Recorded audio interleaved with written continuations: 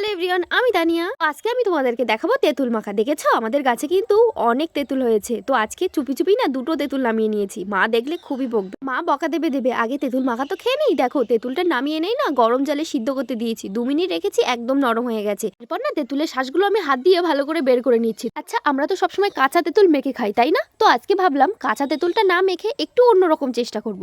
সেই জন্য আমি তেঁতুলটা সিদ্ধ করে নিয়েছি। তোমরা একবার এইভাবে ট্রাই করে দেখো তো কেমন লাগে। আর হ্যাঁ, এইভাবে কিন্তু শরবত করলেও মন্দ লাগে না। আর তেঁতুল মাখার জন্য না আমি খুবই সামান্য উপকরণ নিয়েছি অল্প একটু চিনি, অল্প একটু লবণ, আর নিয়েছি একটা কাঁচা লঙ্কা আর 2টো লেবুর পাতা। জানো তো তেঁতুল মাখায় না বেশি লঙ্কা হলে একদমই ভালো লাগে না, সেই জন্য একটা লঙ্কার অর্ধেক নিয়ে নিয়েছি। চলো এবার সবগুলো উপকরণ দিয়ে ভালো করে তেঁতুলটা আমি মেখে নিই। আর তো ধৈর্য ধরা যায় না, জিভে তো জল চলেই আসলো। আচ্ছা, তোমাদেরকে জিভে জল চলে আসলো? অবশ্যই কিন্তু কমেন্টে জানি। তেঁতুল খেতে পছন্দ করে না এমন ব্যক্তি হয়তো পৃথিবীতে খুবই কম আছে, কিন্তু আমি যে কোনো টক মাখা খেতে খুবই পছন্দ করি। যাই হোক, আমার এই ভিডিওটা ভালো লাগলে অবশ্যই লাইক করে দিও। বাই।